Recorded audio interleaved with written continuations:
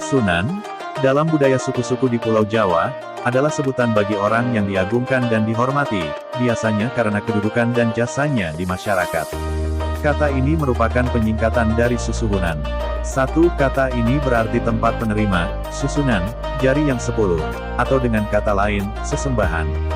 Pada periode sejarah Jawa pra-Islam gelar ini jarang dipakai atau tidak banyak didokumentasi. Pada awal-awal masuknya Islam di Jawa, gelar ini biasa diberikan untuk mubalik atau penyebar agama Islam, khususnya di tanah Jawa pada abad ke-15 hingga abad ke-16. Selain Sunan, ada pula mubalik lainnya yang disebut Syekh, Kiai, Ustadz, Penghulu, atau Tuan Guru. Gelar Sunan atau Susuhunan juga diberikan kepada penguasa Keraton Surakarta Hadiningrat Kasunanan Surakarta.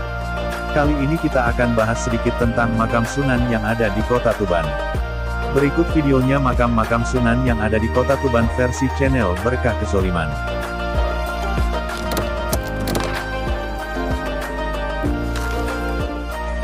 Nomor 1 Makam Sunan Bonang Tuban. Lokasi makam Sunan Bonang sendiri tidak jauh dari alun-alun Tuban, tepatnya di belakang Masjid Agung Tuban. Untuk menuju lokasi makam, pengunjung diharuskan berjalan di sebuah gang yang tidak jauh dari Masjid Agung Tuban. Menurut sejarah, Sunan Bonang merupakan putra dari Sunan Ampel dengan Nyai Ageng Manila Putri Aryo Tejo Tumenggung Majapahit yang berkuasa di Tuban. Raden Maulana Makdum Ibrahim menyebarkan agama Islam di daerah Bonang Tuban dan Lasem yang kemudian dikenal oleh masyarakat dengan sebutan atau gelar Sunan Bonang. Sunan Bonang lahir pada tahun 1465 Masehi dan wafat 1525 Masehi.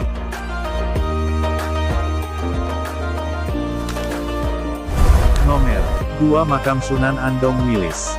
Kiai Andong Wilis, masyarakat di sana menyebutnya Sunan Andong Wilis. Menurut catatan sejarah 700 Tuban, Kiai Andong Wilis adalah salah satu bangsawan dari Desa Pacangan, Kecamatan Tragah, Bangkalan, Madura. Ia diperkirakan hidup di masa kerajaan Demak yang saat itu dipimpin oleh Raden Fatah. Ia terbunuh membela Kesultanan Demak saat berperang melawan Majapahit. Saat terbunuh, kepala Kiai Andong putus dari badannya. Menurut cerita, jasad Kiai Andong Wilis mengambang sampai di pesisir Desa Panyuran. Oleh penduduk setempat kemudian jenazahnya berusaha dipindahkan untuk dikubur. Namun keanehan terjadi, jenazah tanpa kepala itu tidak bisa dipindah. Sampai pada akhirnya menjelang waktu maghrib datang cahaya dari utara, laut, yang menyilaukan mata masyarakat saat itu.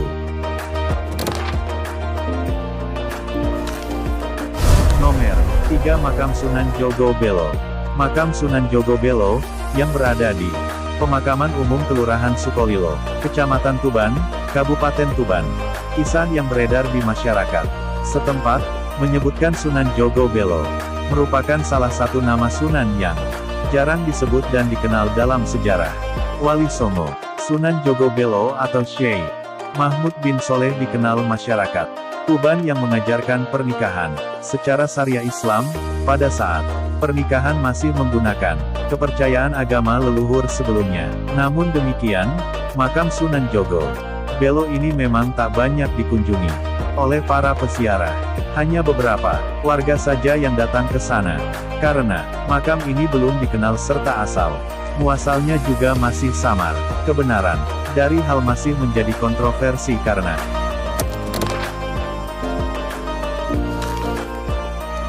Nomor 4, Sunan Geseng, atau sering pula disebut Eyang Cakrajaya, adalah murid Sunan Kalijaga.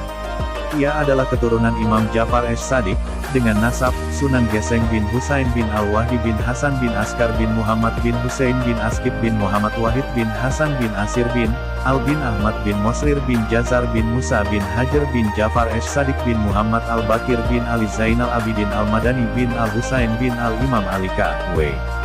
1. Menurut Babat Jala Sutra, Ki Cakrajaya juga adalah murid dari Sunan Panggung atau Raden Watiswara cucu Raden Brawijaya V yang dimakamkan di Dusun Kutan, Desa Jatirejo, Kecamatan Lendah, Kulon Progo.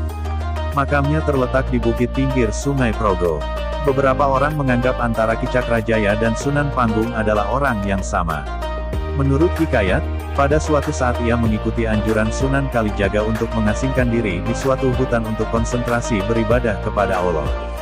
Di tengah lelakunya itu, hutan tersebut terbakar, tetapi ia tidak mau menghentikan tapanya, sesuai pesan sang guru untuk jangan memutus ibadah, apapun yang terjadi, sampai sang guru datang menjenguknya.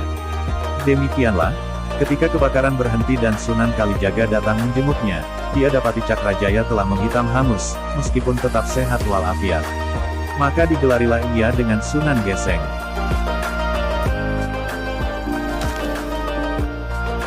Nomor 5. Makam Sunan Bejagung Lor. Nama Sunan Bejagung adalah Sayyid Abdullah Asy'ari bin Sayyid Jamaluddin Kubro. Menurut keterangan dari Syekh Abu Al-Fadl, Ba'ndol beliau adalah adik Sayyid Maulana Ibrahim Asmorokondi, ayah Sunan Ampel atau kakek Sunan Bonang. Sayyid Abdullah Asy'ari bermukim di Bejagung Tuban, setelah wafat dimakamkan di Desa Bejagung, Kecamatan Semanding, 2 km ke arah selatan kota Tuban, yang sekarang disebut Sunan Bejagung. Silsilah Sunan Bejagung dengan urutan Nabi Muhammad adalah sebagai berikut.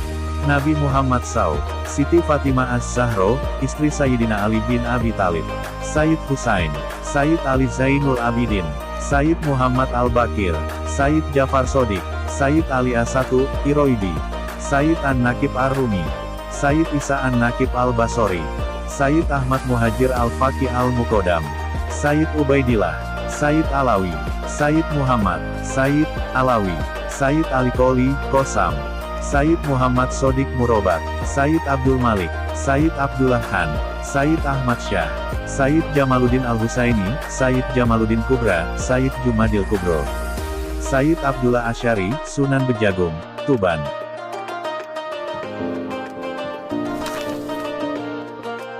Nomor 6. Sunan Bejagung Kidul. Syekh Hashim Alamuddin merupakan putra Raja Hayam Wuruk yang pada saat masih berada di lingkungan kerajaan bernama Kusumawardhani yang memaksa memeluk agama Islam.